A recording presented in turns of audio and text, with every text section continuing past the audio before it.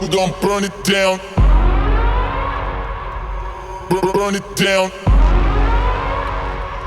We gon' burn it down. Burn it down. I killed it, it's murder. So a little pre-intro before the intro, but a bit of a mix of styles this. If you've never seen anything like this being done before, big fabrication work, there's a lot of interesting things and little tidbits and knowledge and stuff like that along the way. So stay tuned for the talky bits. You know, there's a lot of useful information in there, that's what I'm saying.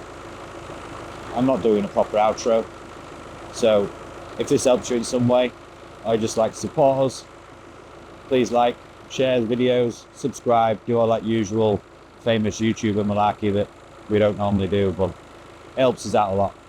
Enjoy the video. Hope you like it.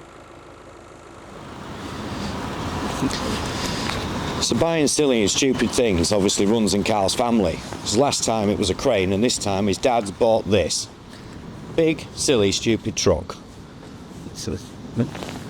Just like that. And because we have a tendency to not do things the easy way and spend loads of money, one of the things that we've done is bought one that's completely rotted, because it saves about £5 grand. So this is the project for the time being. It's a bit rotted, so we've got a shed load of steel to put in, chop off, fab up, and we're going to make a whole new tub for the lot of it, which, as you will see as we get into it, is quite a challenge. Wish us luck.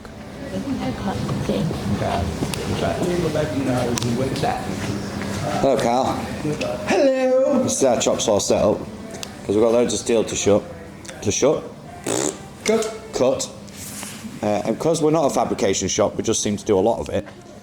We're on an old set of rollers and a washing machine, which seems to work really well. So enjoy while we trim up a load of steel, get everything prepared, and hopefully by the end of a day or two, we may actually have some form of kit prepared, and then we can start with the fun stuff, playing with the 100 amp plasma cutter. Enjoy the tunes.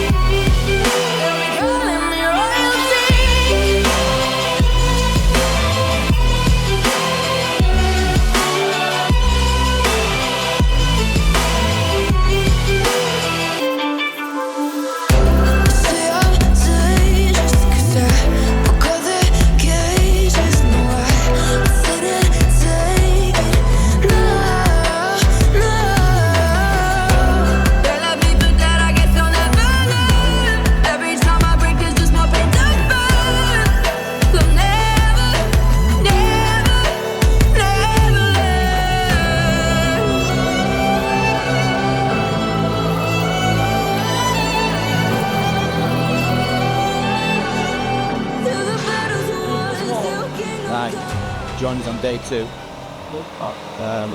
These guys are in full prep mode. So we've got the main man Martin, the boss man here today. Vela, the main before I think.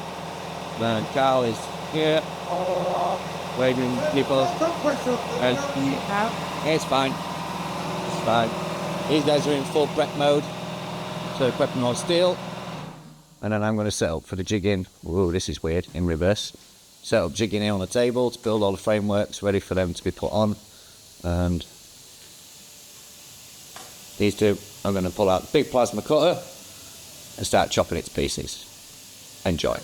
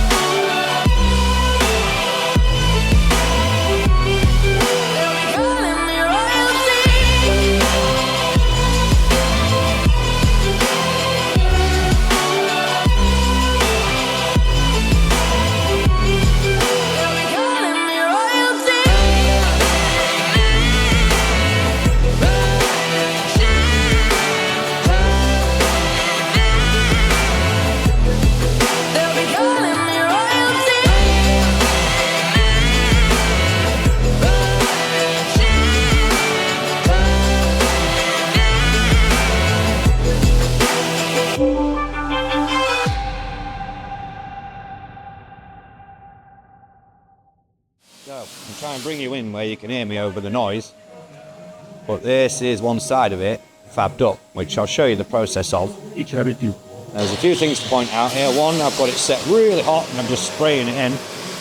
Just nice, buttery smooth weld from there. Nice. And then the other thing you see, so I'm tacking them on the outsides, put it over ever so slightly. And this, they're cut pretty square, which is good. You spend a bit of time setting the saw up and basic. And that lets you get the clamp on, hold it square this way, which you'll see when I've got it laid down against the trestle. And then that allows you, it'll open the gap on the other side. And that allows you to pull it back square. You want to leave ever so slightly, tiny weeny bit offset. You get used to that with experience because it's going to pull a little bit when you put your weld in on that gap.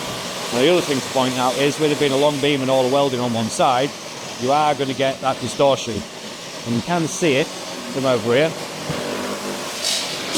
Getting in position. You see we've got a little bow there.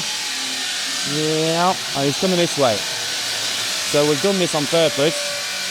The reason being, when the big trusses that are on the back of the truck, the outside two will connect first, and then we can just pull that middle back in, pull it back straight again. If this was something that you weren't able to do that on, you had to strengthen the trussing in this side, you would have to tack all of the framework together to keep it straight.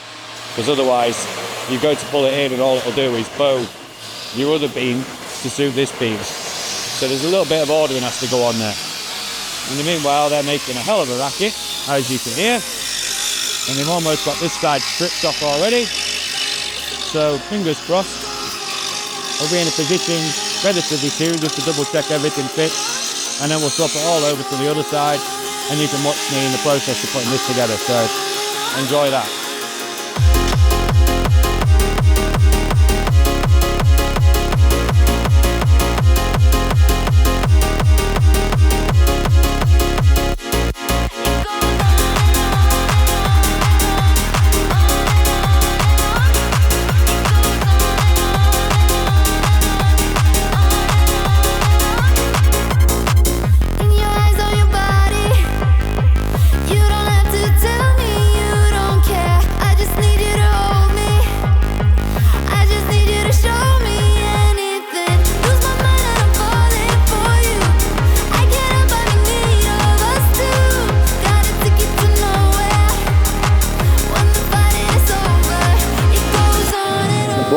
So you can see what I was talking about. So if I put the square against the side of here, which is the wrong side really, but you'll see.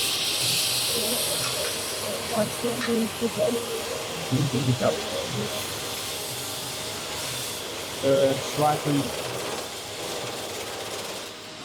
leaning in this way. And I've got a hot tack there and a hot tack there. If you're doing welding like this on box section, you end up with a gap because we're not coping every corner, you know. You don't want to cope every single corner, it's a pain in the ass. So if you lay a hot tack in the corners, but leave enough gap for you to punch down when you've got it turned down a bit, you can really wick it up hot, get a nice hot tack in there, good and strong, because you don't want any of these pinging off when you're laying a full weld down the other side. And now, I can square it up from this side, tap it over to close that gap up, pull it straight, and I'm just going to leave a hairline from this. It's pulling about 1 millimetre at 500 mil. Okay.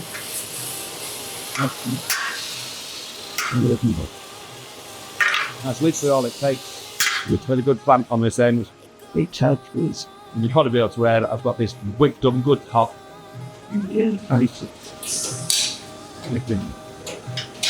He says it's going to get stuck straight away.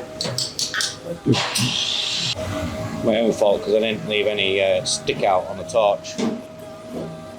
I've hit it with 1 million amps and it's trying again, shall we?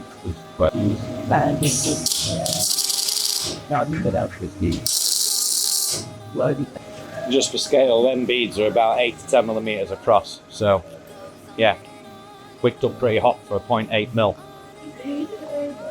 So that process follows all the way along. You can see that. It goes.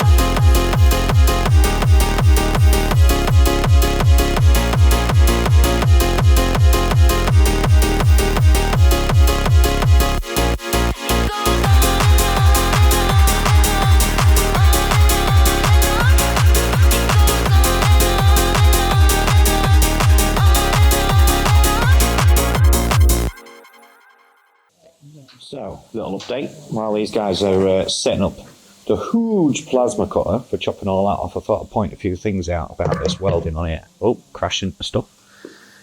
So what we've been doing is what's known as spray transfer on these, running it in nice and hot. And, hold on a minute, you're not in focus. Let me just sort this out. So, one of the things you can do to speed things up greatly on thin wall stuff like this is we're running like 170 amps on here, which is a fair old whack for 0.8 wire and 3mm steel. And if you was to turn that up to your normal bacon fat sizzling crackly sound, what happens is you get that much heat in the metal that what it does is basically your wire is actually in the puddle all the time. And what happens is you get the metal that hot that your metal actually punches a hole through it, and then everything explodes, and then you're left with a big gaping chasm that you need to try and fill. So what you do is you run quite high volts, quite high amps, but the feed is turned back. So essentially your rod or your filler wire never actually touches the puddle, and you're actually just spraying it in, and you get that proper rip-roaring archy sound. It's really hot. And you end up with welds that look like this, where they're really smooth. And you've got a real nice bead. I mean, that's like an 8mm, nearly 10mm wide bead on a piece of 3mm box in one pass. And the downside to this method is you're putting more weld metal into the same given area and a lot more heat. And that takes us back to what we were saying before about bowing things. So you always have to take this kind of stuff into consideration. So, the next step in the challenge that we choose to accept is that these guys now, myself essentially, I'm going to rip the rest of the sides off and the rest of the skin off the body, and we're ready to start actually putting the stuff onto this. So yeah, just like that. I'm alone, I'm a broken home. I gave you all the bricks that I own and know. I'm letting go, I'm breaking these walls down, breaking these walls down. If you want adventure, then fly to home. But if you wanna travel, then go alone. Yeah, what's the point in us if I never know? Yeah, if you're gonna leave, I'ma let you go.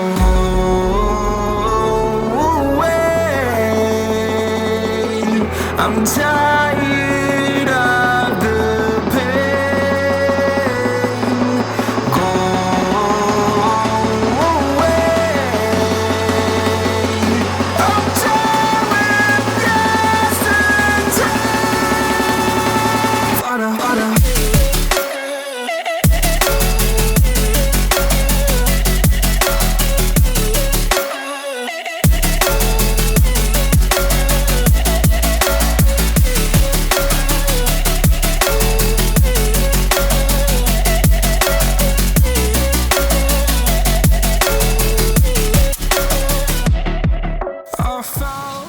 So, it's the beginning of day 3, a couple of hours into day 3, and we've established that this is absolutely wrecked.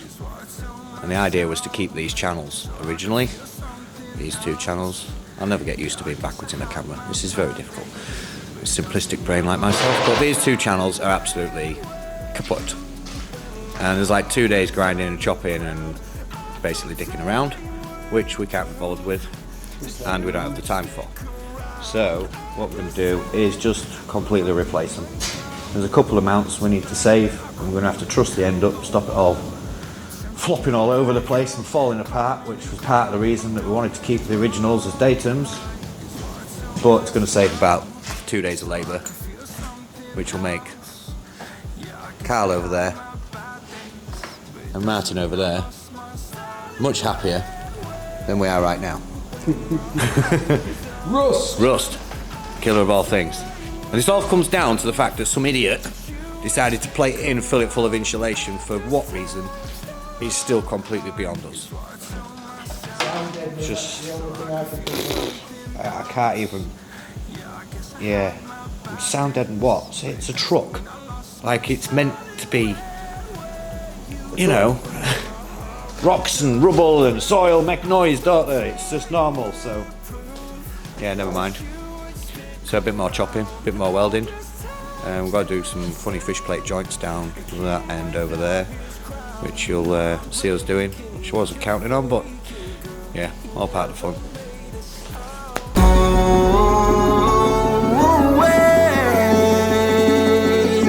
I'm tired of the pain. Go away. I'm trying just to take.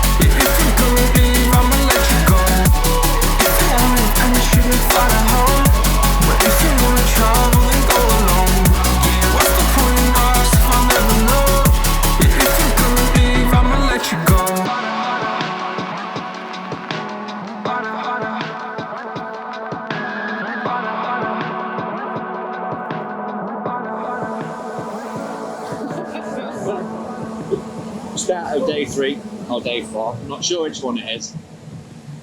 Typical of this family not doing things by apps. I made a few comments yesterday about being absolutely bloody freezing because it was 1 degree. And it was a little bit dark, wasn't it, chaps, by the afternoon? So just to prove the point, I think, Carl's in a t-shirt at this stage. We've got 1 heater there. We've got another heater there. There's the one behind Martin over there. Another one in the room. And we are surrounded by lights. But we need it. It's a big surgery today.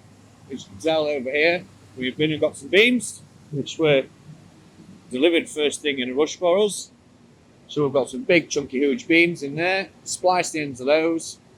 And then they go on to the back of this to make the framework up, and then it'll come back off of that, and then we're going to truss it all, make the framework, we can get around it nice and easy, and then that can go on, the sides can go on, so fingers crossed, by the end of today, we should have something that remotely looks back like the framework of the truck, and we can make assessments of the next plan of attack for the back to go together, to tie it together, and start making some measurements out for the sides and the drop posts and everything else. So should be good progress today.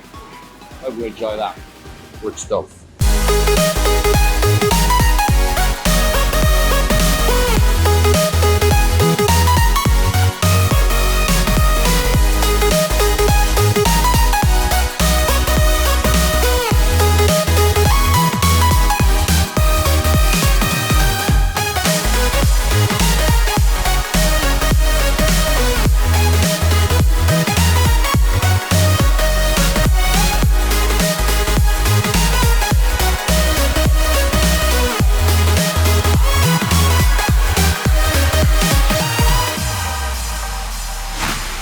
So, start of day 135, something like that. 4 hours sleep. For like 3 hours of sleep, yeah. We're up to here. Chin bad. We made pretty good progress. See on my shoulder there, look, oh, smacking you off things. You'll notice there's a couple of little discrepancies you can see. You can't see it too clearly because we're talking minor discrepancies. Try to see what you can see. Yeah, you can see a bit on there, so. Because we only chalked some of the lines across, there's a little bit of guesstimating going on. We've got a few bits to pull and twist out because these have all, this end's just like battered, and we've datumed everything from the furthest edge. So there's a bit of twisting and gap filling to do in here. I don't know if you can see it in there or not. You might be able to see it in there. You might not. All of this is welded in place, so you saw some very interesting welding positions yesterday. That was quite fun. Welding upside down and back to front and left-handed and all of that kind of malarkey. Vertical welds. I have stoved them in on this point because it's just thin to thin. And if you look on the other side of them, if you want me to, I'll zoom you in, but you can see that like it's punched right through. And, you know, you're not tearing this thing apart, all right? So by the end of today, dude, there's Carl over there, look. You see Carl? There he is. There he is. By the end of today, we're hoping we'll have the last of the stays put in. All this will be body joined together. There's some slots to cut out the side and some like fish plate bits that hold the vertical posts to do. And start skinning it in. So what I might do this time is I'll do a bit of high speed, but we'll not do all of it because I've got like 600 gig of footage already because we're in 4K now. 4K, can you believe it? And we've got our fancy microphones on, so hopefully my audio and the visual is a little bit better. You can see I've got twitchy cold hands, look, so if I'm shaking about, that's what it is. Enjoy today. We'll catch up with you tomorrow.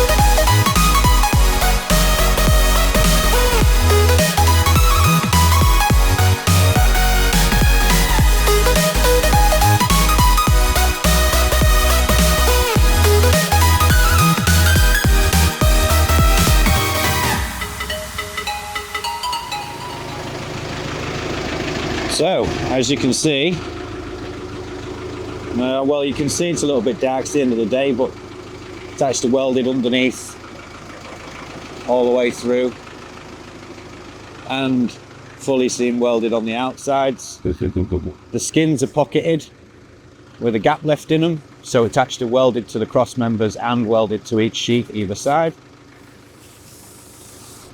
It's not rattling around, which is usually a good sign. There's a few bits that you missed. You missed us putting these pockets in here. Because of the tension built up in there, you can see us, or at least I think you can see us. But these are fish plated and then we chopped it one side and then weld one side in and then you cut the rest of the way through. So you've got steel there to hold it in place. We had the change of plan to the big stuff in the middle. Spliced up there. and that's over spliced and fish plated, and the brackets all go into there, so there's no weak point there. There's a couple of little tiny tidbits we still need to do, but the majority of it is done. I don't see the point of showing you making the doors and stuff, but if you keep a track of our Instagram and things, it's the same name. You can see all these little bits and pieces that don't make it into a proper video. So yeah, good stuff. Hope you like that. 3 days of welding, 2 rolls of wire, plenty of steel. Good little project.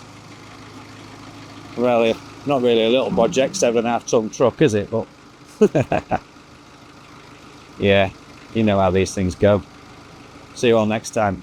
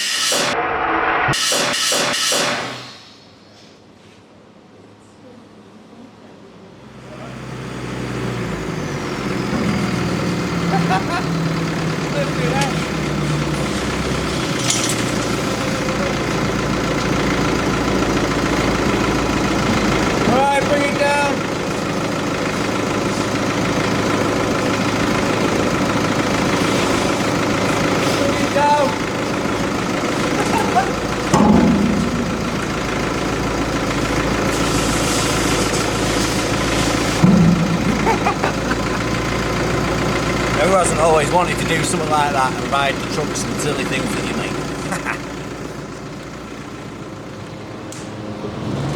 Pull the trigger. There's no air going through. Well, you do your best to fucking compress one. Look, we don't know what we start stopping. Who's turned that off?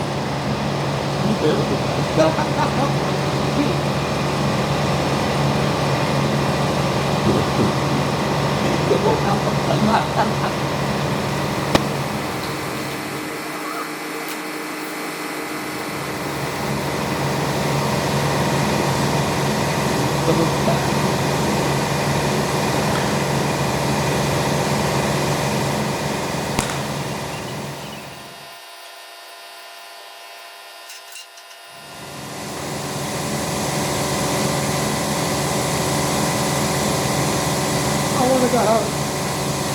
I want to shower. And I'm off to bed. Bye.